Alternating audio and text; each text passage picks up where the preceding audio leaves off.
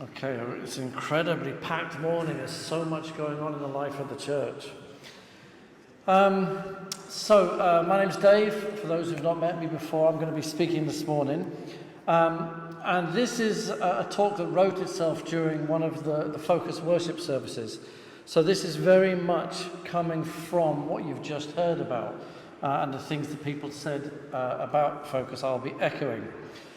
So what I want to do this morning is to tell you just a little bit about some things that are going on in the church at the moment across the country so that we can get ready when they come. You might already have heard about this thing called the Quiet Revival. Anyone heard of the Quiet Revival? Okay, so I'll be talking a little bit about that. You might have seen the headline last Sunday when Focus was at its peak. This was last week's Sunday Express. Other newspapers are available. Global crises sending Gen Z to church. Front page news. People are coming to church. When's the last time you saw the front page of a Sunday paper saying people are coming to church? And churches all across the board and all across the country are experiencing this increase in numbers, particularly amongst Gen Z. That's 18 to, well, it's probably younger, isn't it? Young adults, let's say, young adults. And particularly young men. People turning up at church uninvited, sometimes after having dreams or just simple internal promptings. They're coming along at the invitation of friends. They're coming. It's extraordinary what's happening across the country. And it's not the result of any program, and it doesn't feel like this is the whole story. Not by a long shot. This is not the revival that people have been praying for. It might just be the beginning of the revival. It's like we're in the foothills, but we're not quite there yet, but there are promising signs across the country. So churches everywhere are getting ready. And you might remember a few weeks ago, Martin talked about the day of Pentecost, when 3,000 people joined a church of 120. So each person had 25 people to mentor. And some of us panicked a little bit at that prospect. Maybe that's a good panic. So it was very clear at Focus and at other church meetings and movements that are going on that we need to get ready. Now, part of this getting ready is going to mean having structures in place and processes. So when people come pouring in, we need to have ways of coping and dealing with them. But part of it also means getting ourselves ready. And this is something Rachel talked about in a recent encounter. And I would again really encourage you, not this month, but when they start up again in September, to come to encounter. God speaks there. And what Rachel said was, we're entering a time where we need to get our own hearts ready to choose purity, spurn sin, so that when the wave breaks, we won't be washed away. When the pressure comes, we will not be crushed. That's what I want to focus on today, about getting ourselves ready. So it's a simple message, and it's a message for two audiences today. My first audience is for anyone who is still uncertain about this whole Jesus stuff. If you're sitting on the fence trying it out for size, but you haven't quite decided, I want to speak to you. But if you know Jesus already, I'm also speaking to you. It's time to throw your lot in fully. It's time to get ready. So I hope and I pray this will bear fruit and find a home where it needs to. I think I told you a few weeks ago that during the 24 hours of prayer, I was sitting up here in the chancel and I saw some writing scratched into the woodwork. Now, as a good church warden would, I was initially outraged. Who would be doing such a thing in this church? We need names and we're going to track them down. And this was the scratching. Now, you can't quite make out what it was. And it took me a little while to work out the letters. Then I worked them out.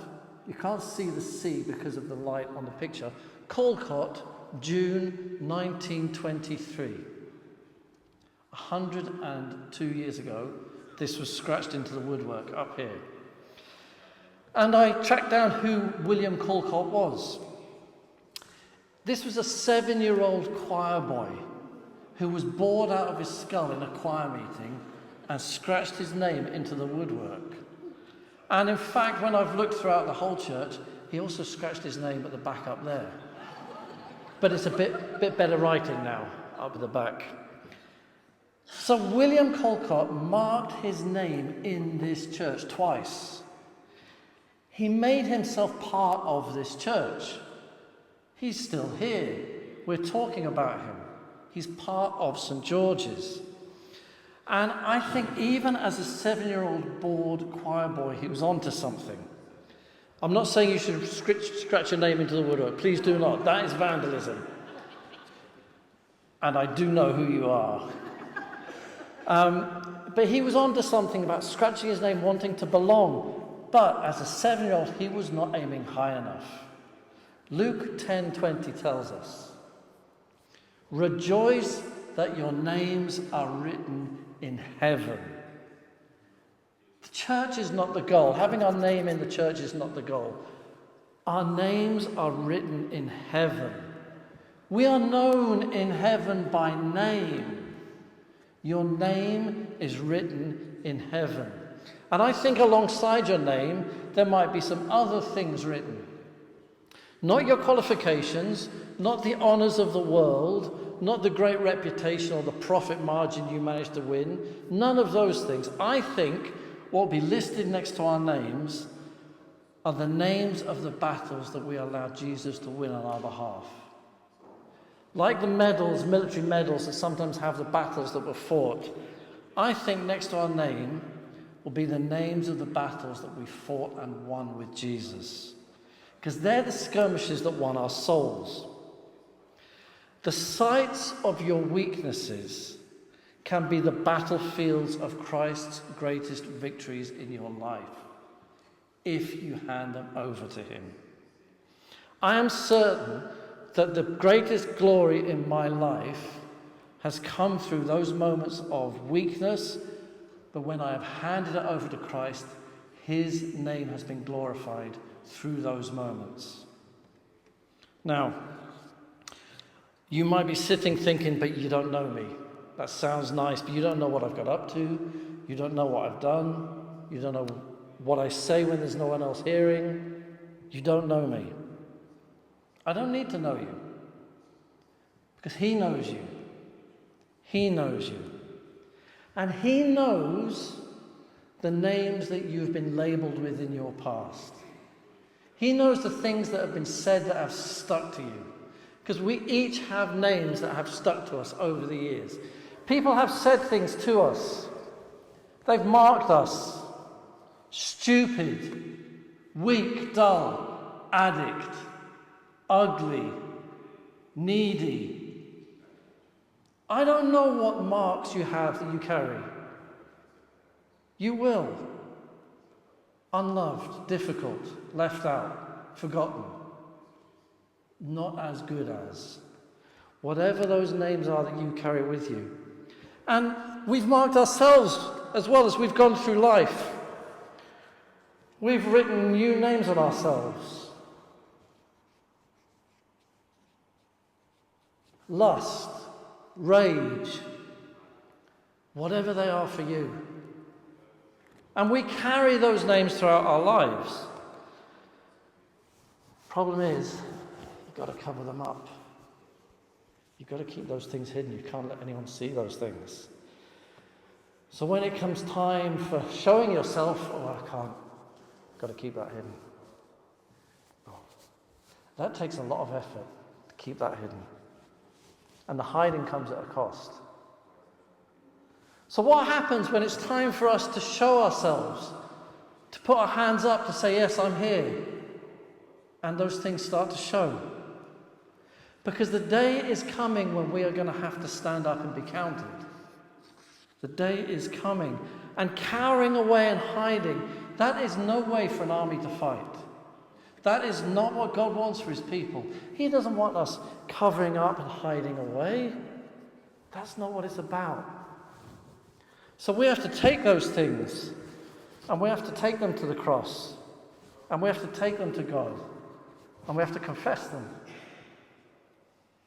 I've accepted these things. I've done these things. And I've allowed myself to be marked with them. Now, you might expect a great holy God to be harsh in his judgment of those things. But we know what he's going to do. We know. First thing he's going to do, forgiveness. Straightforward. That will be wiped away. All those things just gone. Gone. Then the second thing he'll do after the forgiveness is help. Help.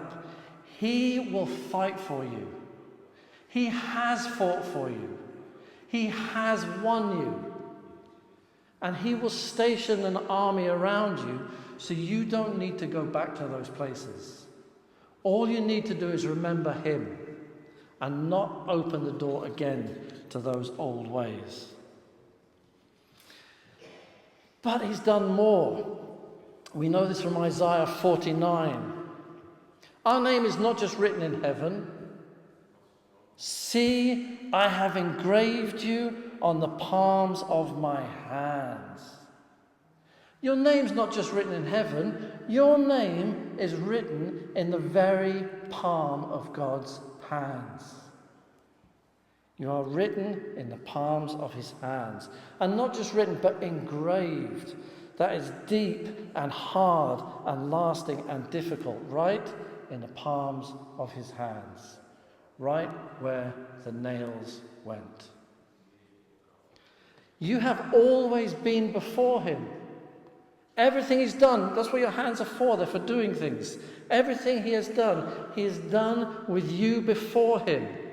When he created the world, he did it with you before him. When he was born and lived, he did it with you before him. When he worked and taught and healed throughout Galilee and Judah, he did it with you before him. When his eyes closed in pain because the nails were pressed through his palms, he did it with you before him.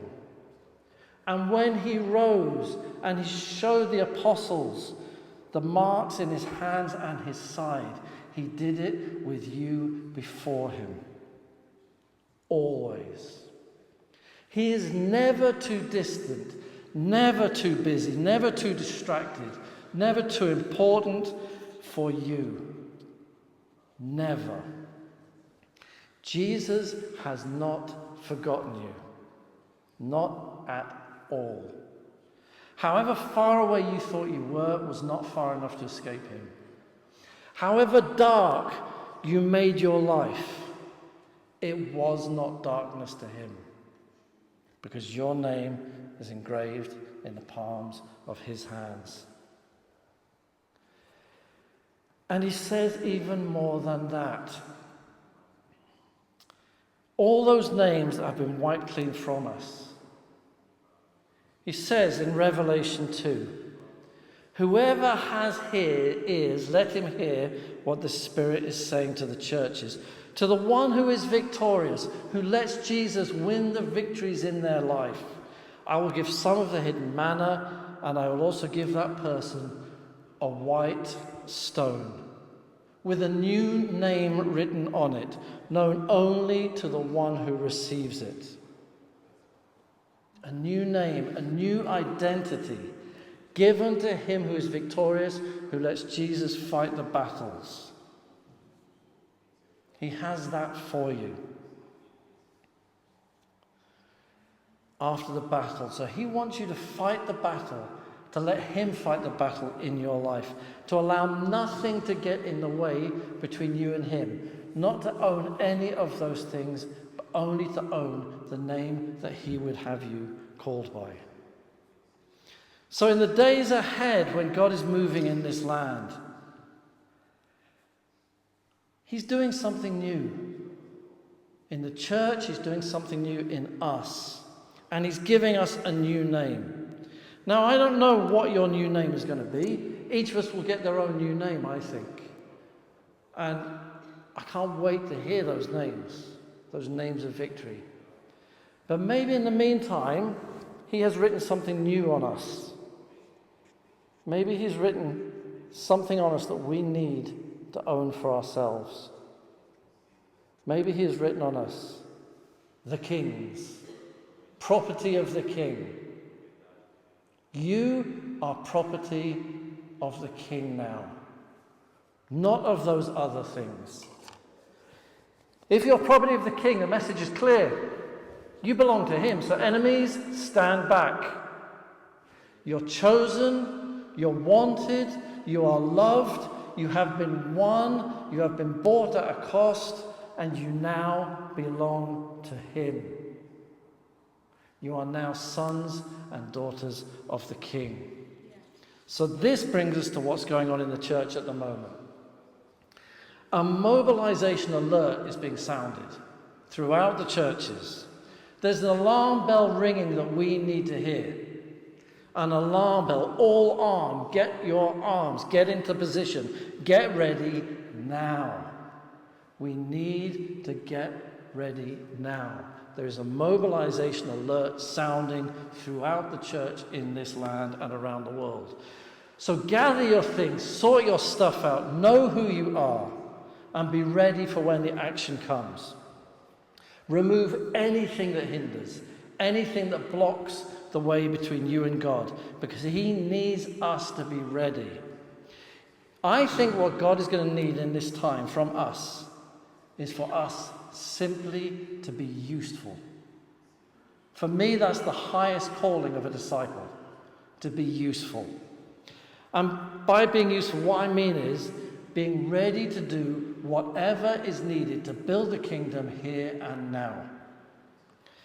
If that's making coffee, we make coffee. If 3,000 people came banging on our doors, what would we do? What would discipleship look like in that context? I think the surest sign of a heart turned or returned to God is someone ready to put the ego aside and simply say, okay, what needs doing? A heart of service. If 3,000 people start coming through our door, what are we going to need? We're going to need people directing traffic, people welcoming at the door, people making coffee, people handing things out, people carrying things around, putting chairs out, operating the sound, operating the laptop. We're going to need a lot of people doing a lot of things. We do not need 100 people speaking and 100 people playing the guitar. We need people putting chairs out, people making coffee, people on the laptop. That's how the kingdom is going to be built. When revival comes and people come, we need to be ready. Whatever that will mean. Laying our ego aside and just saying, what do I need to do to build the kingdom here and now?